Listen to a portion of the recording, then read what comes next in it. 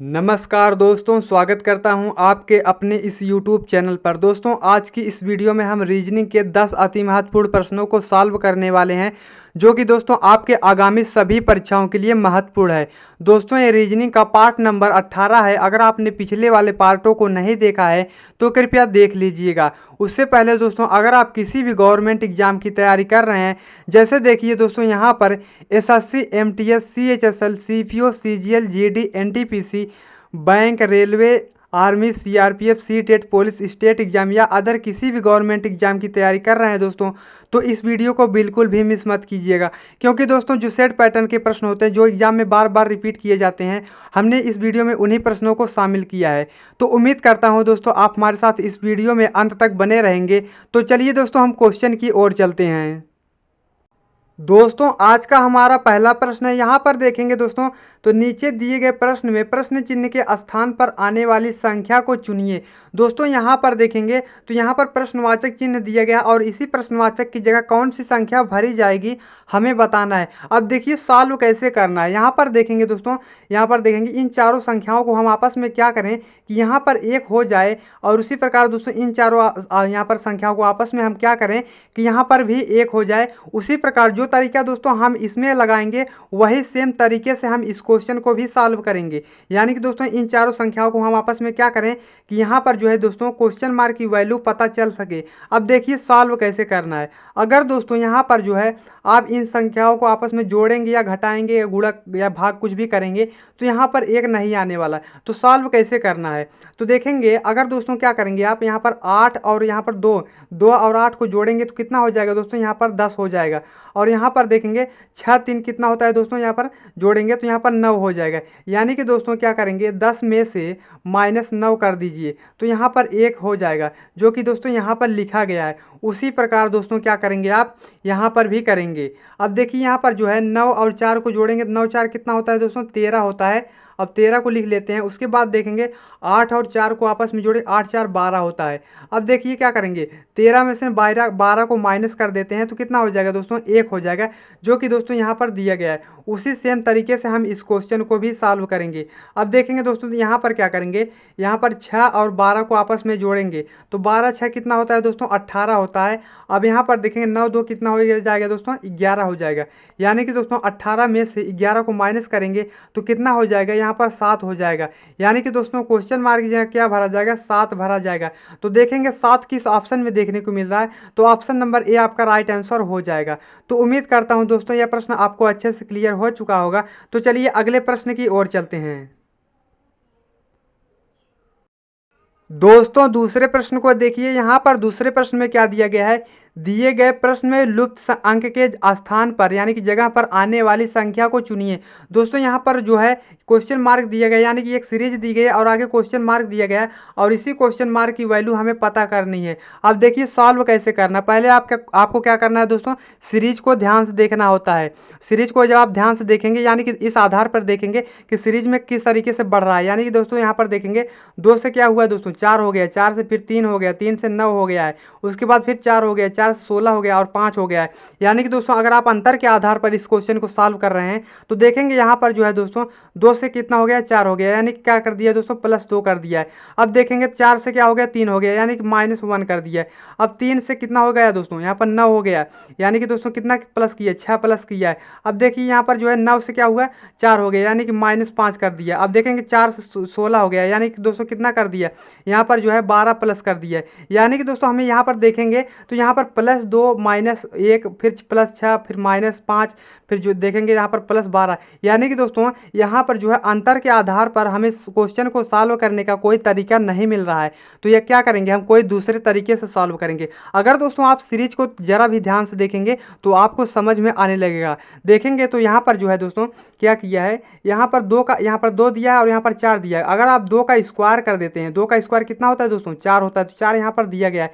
यानी कि दोस्तों क्या कर रहा है, यहाँ पर दो संख्याओं का हम पेयर बना लेते हैं, यानी कि जोड़ा बना लेते हैं। अब देखेंगे तो यहाँ पर जो है यहाँ पर 2 दिया है और 2 का स्क्वायर कितना होता है, 4 होता है। यानी कि दोस्तों 4 हो जाएगा।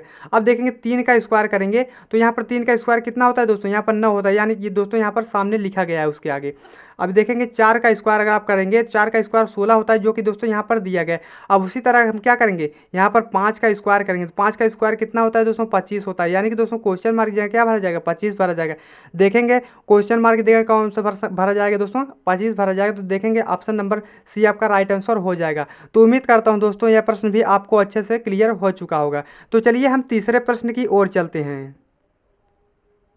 दोस्तों तीसरे प्रश्न को देखिए, यहाँ पर तीसरे प्रश्न को किस तरीके से आप सॉल्व करेंगे। देखेंगे दोस्तों प्रश्न में क्या दिया गया है, निम्नलिखित प्रश्नों में दिए गए विकल्पों में से विषम अक्षरों को चुनिए।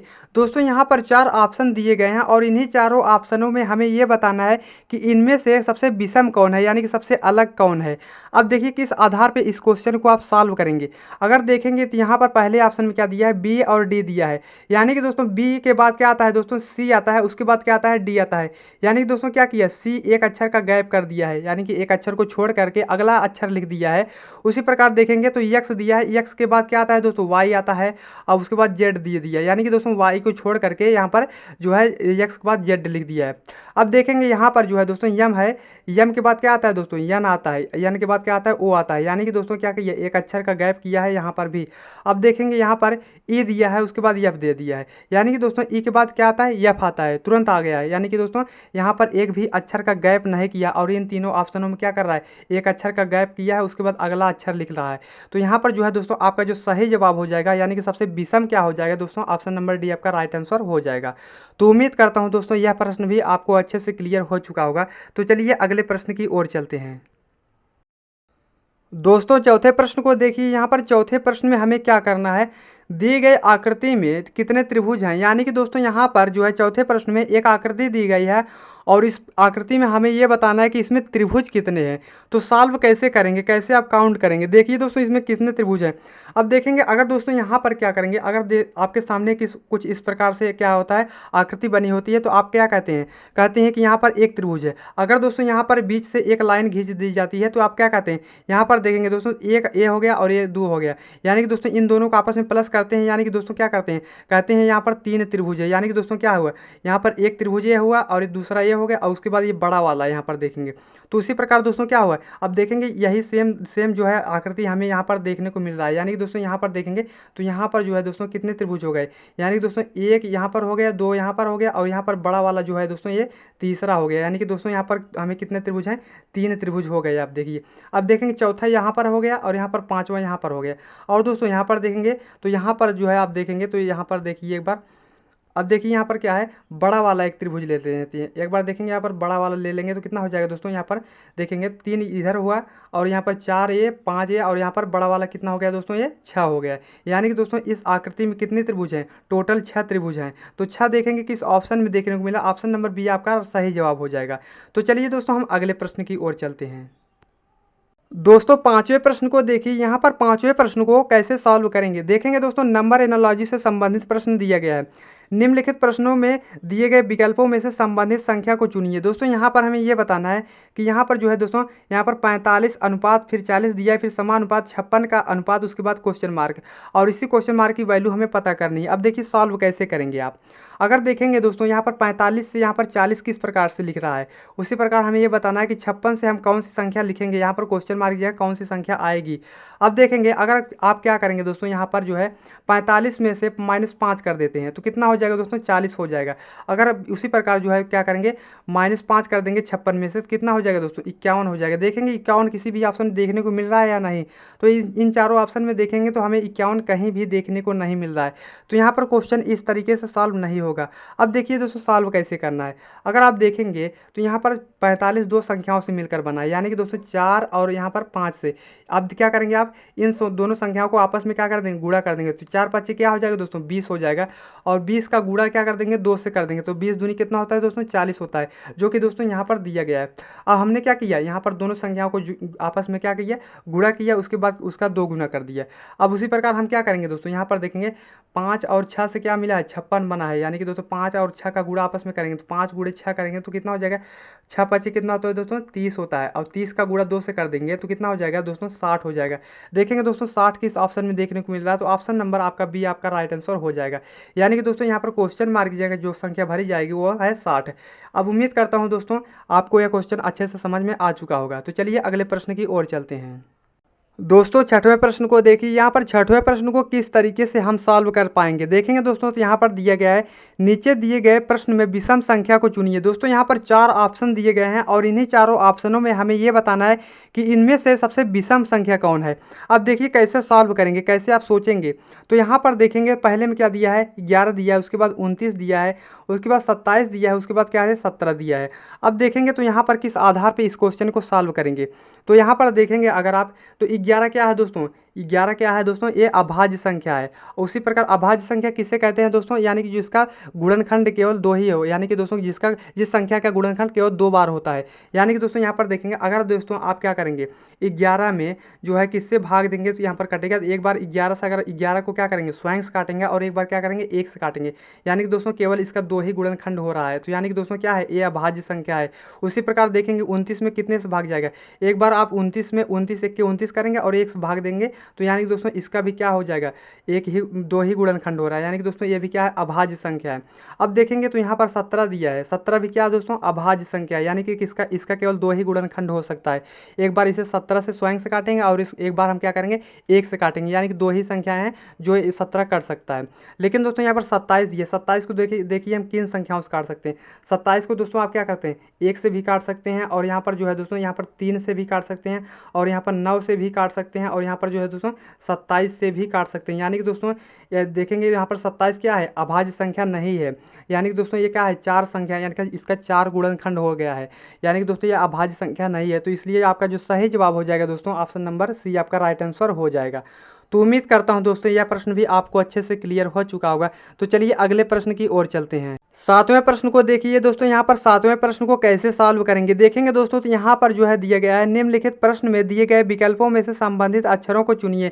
दोस्तों यहाँ पर जो है दोस्तों हमें ये बताना है कि यहाँ पर बी ई का संबंध जिस प्रकार जो है डी सी से है, उसी प्रकार हमें ये बताना है कि एम एफ का संबंध किससे होगा, यह बताना है। अब देखिए सॉल्व कैसे करना है। अगर दोस्तों यहाँ पर आप देखेंगे तो बी जो है दोस्तों ए बी सी डी के क्रमानुसार में ये दूसरे नंबर पे आता है, और दोस्तों यहाँ पर जो है ई जो होता है दोस्तों ये कितने नंबर पे आता है, यानी कि दोस्तों ये 5 नंबर पे आता है।